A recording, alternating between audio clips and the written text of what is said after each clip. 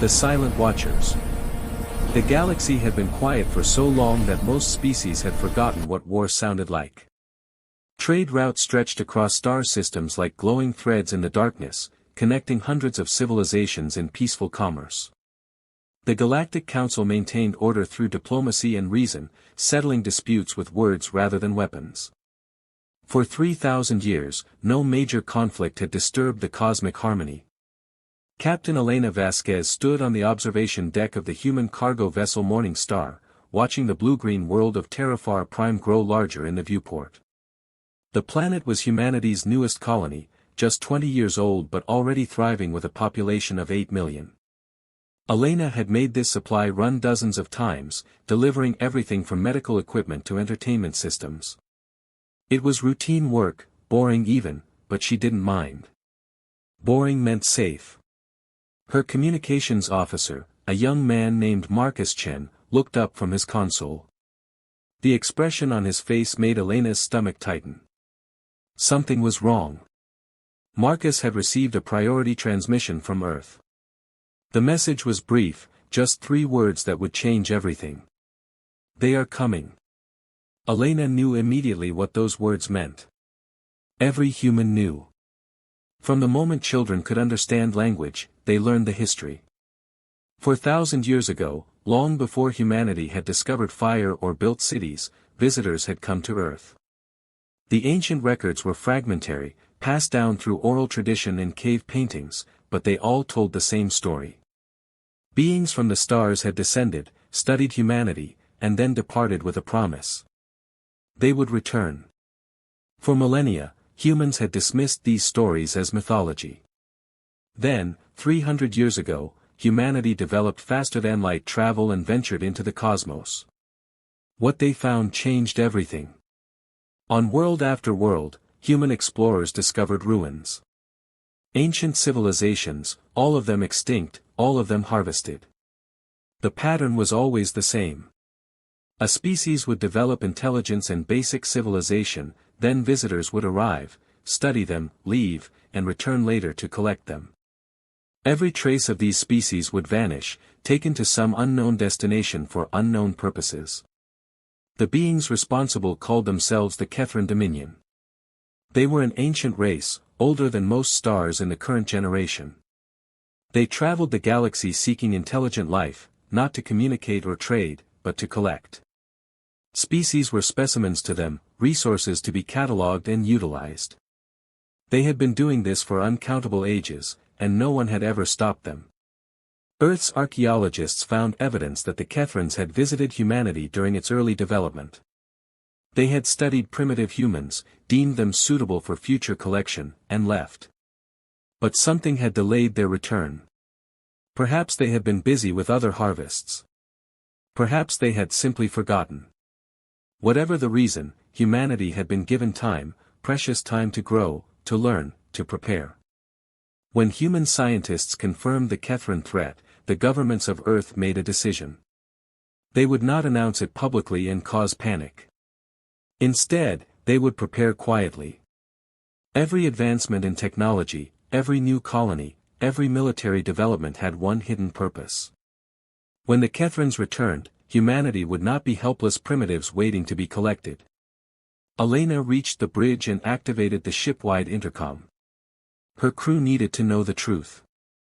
She told them about the message, about the ancient threat, about what was coming. Some of them looked afraid. Others looked determined. All of them understood that their peaceful lives had just ended. Across human space, the same message was being received. On Earth, the planetary defense grid powered up for the first time in a century.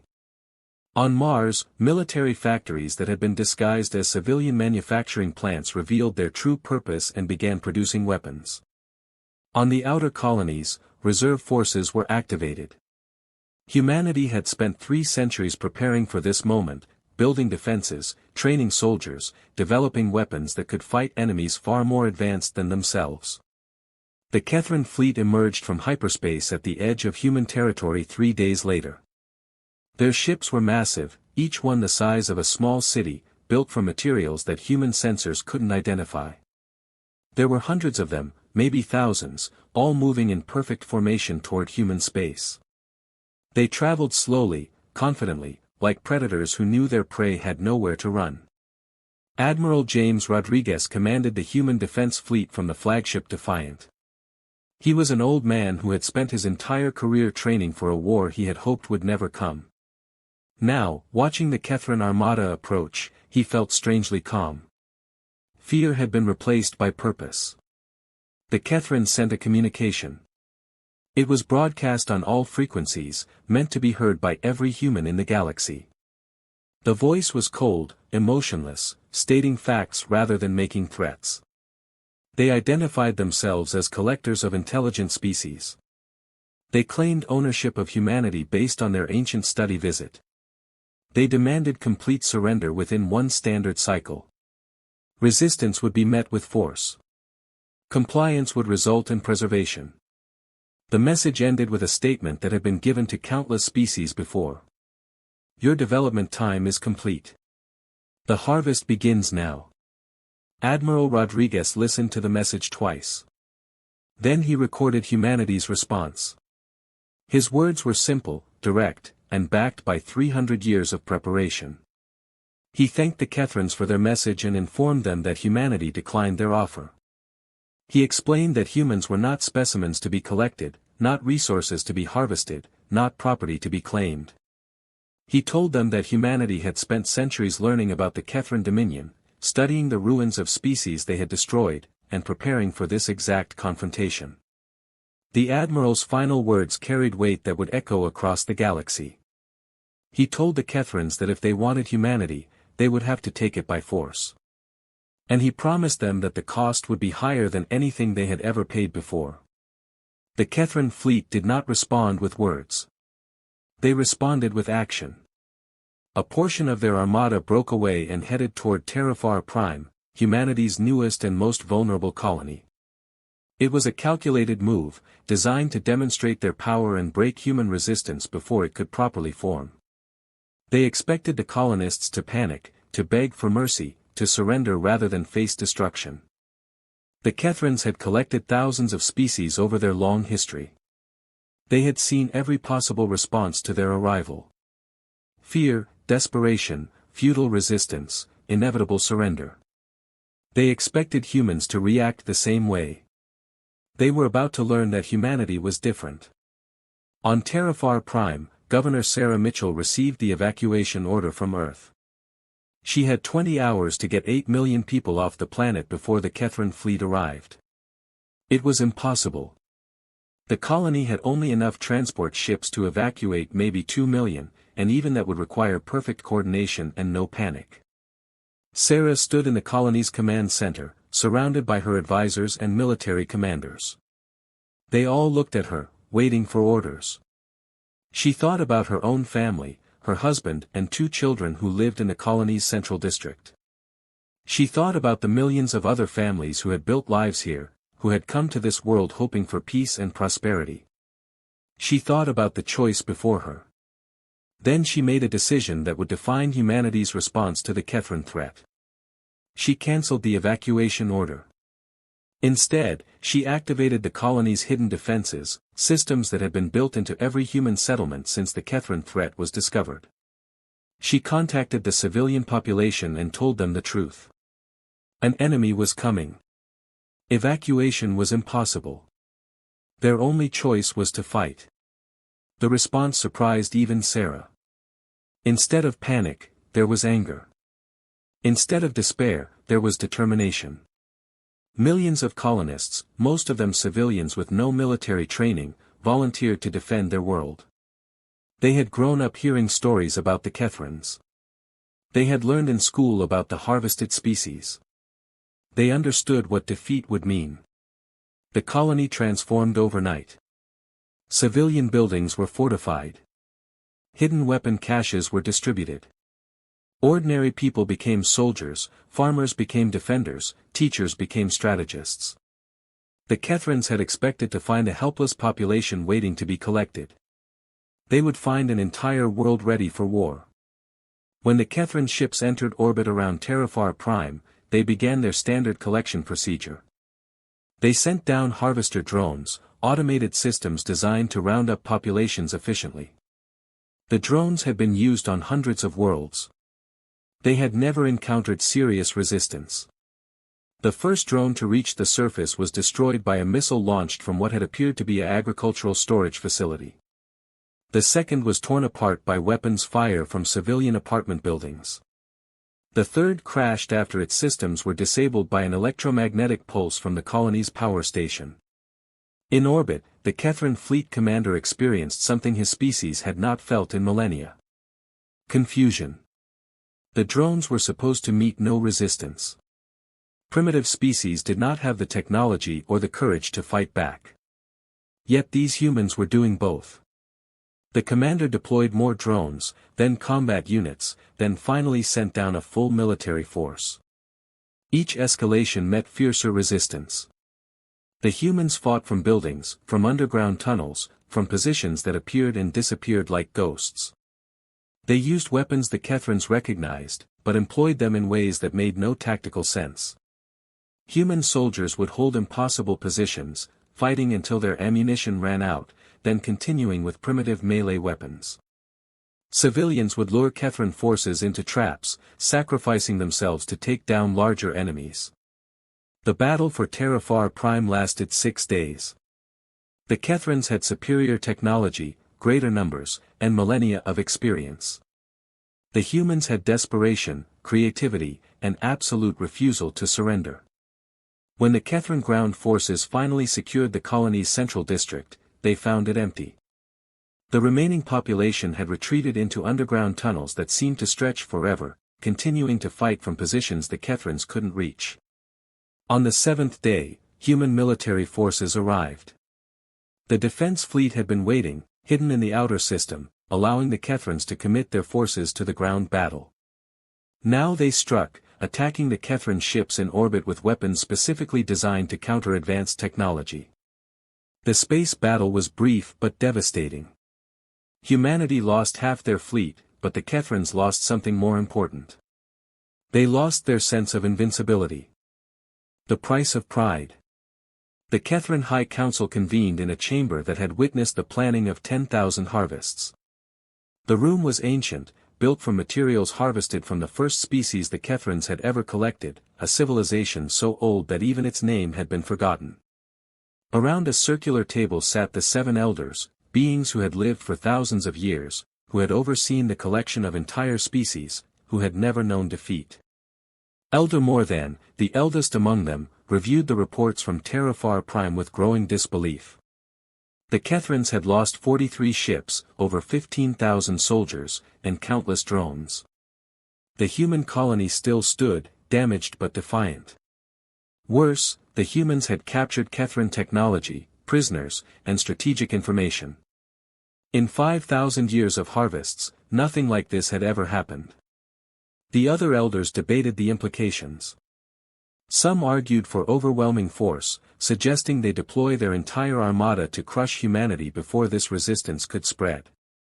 Others recommended negotiation, perhaps offering humans a place in the Dominion rather than treating them as harvest subjects. A few, though they would never admit it publicly, suggested withdrawing and seeking easier targets. Elder Morthan listened to all perspectives before speaking. His decision would carry the weight of tradition and the authority of age. He declared that humanity must be collected, not because they were valuable, but because allowing them to resist would encourage other species to do the same. The Kethran Dominion's power rested on the belief that resistance was futile. If humans could defy them and survive, the entire system would collapse. The Council authorized the deployment of the Great Fleet, a force that had not been assembled in over 1,000 years. Ships were recalled from across the galaxy. Elite forces were activated. Weapons that had been mothballed for centuries were brought back into service. The Kethrans would show humanity, and every other species watching, what happened to those who refused the harvest. On Earth, the victory at Terrafar Prime was celebrated, but the celebrations were muted by grim reality. Admiral Rodriguez knew the Kethrans would return with greater force. The human defense fleet had been badly damaged. Production facilities were working constantly to build new ships, but they needed time, and time was the one resource humanity didn't have. Dr. Alexander Hunt, humanity's leading expert on Kethran technology, presented his findings to the military command. His team had studied the captured Kethran equipment and made startling discoveries. The Kethrans were technologically advanced, but their systems were old, unchanged for millennia. They relied on the same weapons, the same tactics, the same strategies they had always used because those methods had always worked. They had grown complacent, unable to imagine that any species could challenge them. This complacency was humanity's greatest advantage. Human technology was newer, more adaptable, designed by a species that had spent its entire history fighting itself. Humans understood innovation born from desperation. They knew how to turn weaknesses into strengths, how to win battles they should lose, how to survive against impossible odds. Dr. Hunt proposed a radical strategy.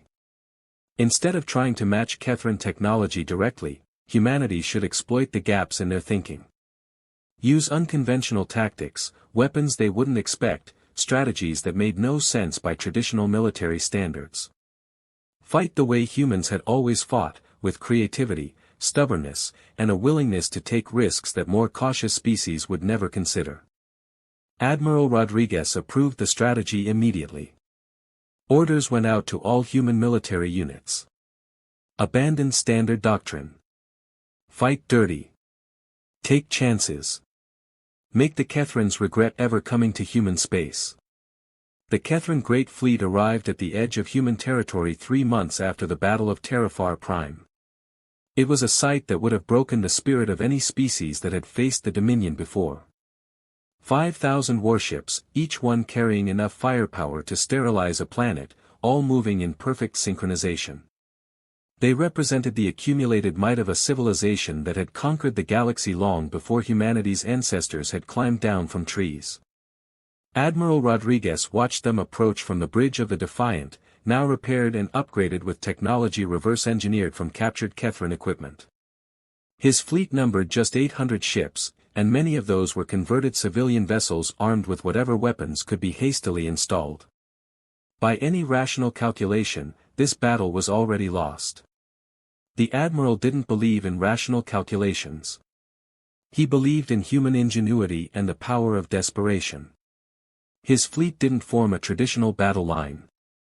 Instead, his ships scattered, breaking into small groups that moved independently, unpredictably. The Kethrans had never seen such disorganized tactics. Their formations were designed to counter organized resistance, not chaos. The battle began when a human vessel, a converted mining ship called the Persistence, rammed a Kethran cruiser at full speed. The impact destroyed both ships, but it also created a debris field that disrupted Kethran sensors. Other human ships used the confusion to strike from unexpected angles, targeting weak points that Dr. Hunt's team had identified. The Kethrans responded with overwhelming firepower, destroying human ships with brutal efficiency. But for every human vessel that fell, its crew made sure their death meant something. Ships disabled their safety systems and overloaded their reactors, turning themselves into massive bombs. Pilots on suicide runs targeted Kethran command ships, causing chaos in their fleet coordination. Small vessels loaded with experimental weapons would approach larger Kethran ships, fire everything they had, and retreat before the enemy could respond effectively. Captain Vasquez, who had been at Terrafar Prime and survived, commanded a squadron of fast attack craft. Her orders were simple: be unpredictable. She led her ships in wild maneuvers that violated every principle of space combat. She approached from angles that exposed her vessels to enemy fire. She retreated when she should have pressed the advantage. She attacked when she should have fled. The Kethrans couldn't predict her movements because her movements made no tactical sense. Except they worked. Her squadron destroyed 3 Kethran destroyers and damaged a dozen more before being forced to retreat.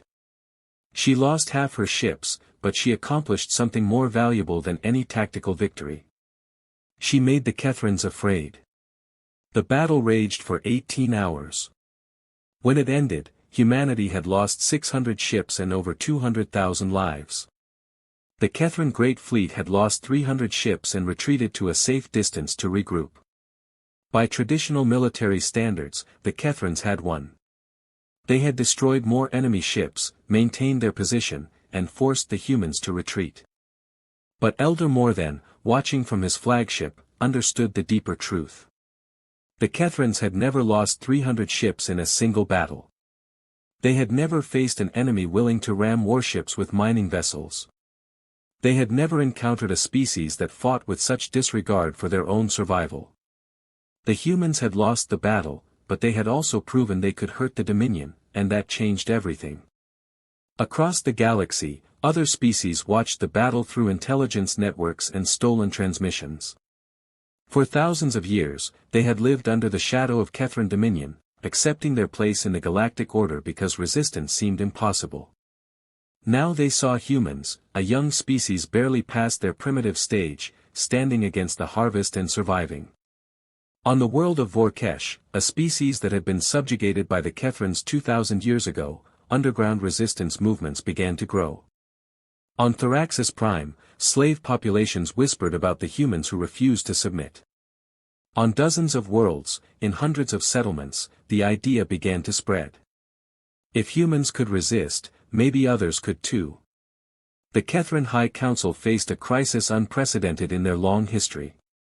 They could not defeat humanity through conventional means without unacceptable casualties. But they could not withdraw without appearing weak.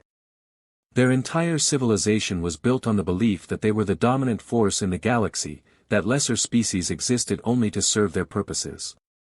Humanity threatened that fundamental assumption. Elder Morthan made a decision that would define the war's next phase. The Kethrans would change their strategy. Instead of massive fleet battles, they would strike at human colonies, destroying them one by one, demonstrating that resistance only brought destruction. They would make an example of humanity so terrible that no other species would ever dare to follow their example. The order went out to Kethran forces across the galaxy. Target human settlements. Show no mercy. Make them understand that defiance has consequences. But as the Kethran fleets moved to implement this strategy, they discovered something that would complicate their plans. Human colonies weren't waiting passively to be destroyed. Every settlement, no matter how small, had been fortified. Every population had been armed and trained. The humans had spent 300 years preparing for this war, and they had prepared thoroughly. The siege of the colony World Horizons End demonstrated the challenge the Kethrans now faced. The planet had a population of just 3 million, mostly farmers and miners. The Kethran fleet that arrived expected easy conquest. Instead, they found a world that had transformed itself into a fortress. Every building was a defensive position. Every civilian was a soldier. The colonists fought with the desperation of people who knew surrender meant extinction. The battle for Horizons End lasted 3 months. The Kethrans eventually won, but at a cost that shocked the Dominion. They lost 50 ships and 20,000 soldiers to conquer an agricultural colony. When they finally secured the planet's surface, they found it empty. The population had evacuated through hidden tunnels to awaiting ships, taking their most valuable equipment and leaving the Kethrans with a devastated, useless world. Similar stories played out across human space. The Kethrans won battles but couldn't secure victories. They destroyed colonies but couldn't capture populations. They demonstrated their power but couldn't break human will. Each engagement cost them resources they couldn't easily replace, while humanity seemed to grow more determined with each defeat. Dr. Hunt, working from a hidden research facility, made another crucial discovery. The Kethrans had a fatal weakness in their logistics. Their empire was vast, but their supply lines were stretched thin. They had never needed robust logistics before because harvests were quick, one-sided affairs. Now, fighting a prolonged war against a resourceful enemy, their weaknesses were being exposed. Human raiders began targeting Kethran supply convoys. Small, fast ships would strike at logistics vessels, stealing technology and supplies while destroying what they couldn't take. The raids were dangerous, with high casualty rates, but they disrupted Kethran operations and provided humanity with resources they desperately needed. Captain Vasquez led one of the most successful raiding squadrons. Her tactics were reckless by any reasonable standard, but they worked because the Kethrans couldn't predict them. She would attack when retreat seemed logical, retreat when attack seemed obvious, and constantly improvise new strategies. Her crews learned to think the same way, becoming experts at controlled chaos.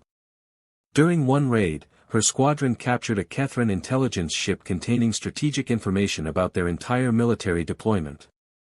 The data was invaluable, revealing weaknesses in their formations and gaps in their coverage. Admiral Rodriguez used this information to plan counterattacks that struck at the heart of Kethran operations. The war entered its second year with no clear victory in sight for either side. The Kethrans controlled more territory and had larger forces, but they were bleeding resources and moral authority. Humanity was losing colonies and lives, but their resistance was inspiring other species and proving that the Kethran dominion was not invincible. In the Human Command Center on Earth, military leaders faced difficult decisions about the future. They had proven they could fight the Kethrans, but could they actually win? The cost was enormous. Billions of credits spent on weapons. Millions of lives lost in battles. Entire colonies destroyed or abandoned. How long could humanity sustain this level of sacrifice? Admiral Rodriguez addressed these concerns with brutal honesty. The alternative to fighting was extinction. The Kethrans would never stop hunting humanity. Even if humans surrendered now, they would only delay the inevitable harvest. The only path forward was victory, no matter the cost, no matter how long it took, no matter how many sacrifices were required. The Admiral proposed a new strategy, one even more desperate than what they had attempted before. Instead of purely defensive operations, humanity would go on the offensive. They would strike at Kethran worlds, attack their infrastructure, force them to defend territory instead of always attacking. It was risky, potentially suicidal, but it was also the only way to shift the war's momentum. The first offensive operation targeted a Kethran mining colony that supplied raw materials for their fleet construction. A human strike force, led by Captain Vasquez, attacked with overwhelming speed and ferocity. They destroyed the colony's infrastructure, liberated enslaved populations from other species, and escaped before Kethran reinforcements could arrive. The attack sent shockwaves through the Kethran dominion. For the first time in millennia, they were the ones being raided, the ones losing territory, the ones feeling vulnerable. Other species saw what happened and began to wonder if they too could strike back against their oppressors. As the second year of war ended, both sides faced exhaustion. The Kethrans had lost thousands of ships and hundreds of thousands of soldiers. Their resource reserves were depleting. Their subjugated species were becoming restless. The cost of harvesting humanity had exceeded anything in their history. Humanity had paid an even higher price. Dozens of colonies destroyed. Millions dead. Resources strained to the breaking point. But they had also accomplished something remarkable. They had survived. They had fought the most powerful empire in the galaxy to a standstill. And they had shown every oppressed species that resistance was possible. The war was far from over, but the balance had shifted. The Kethrans could no longer claim invincibility. Humanity could no longer be dismissed as primitive livestock. The galaxy watched and waited, wondering which side would break first, wondering if this conflict would reshape the cosmic order that had existed for thousands of years. In the darkness between stars, both sides prepared for the battles yet to come, knowing that the true test of strength and will was only beginning.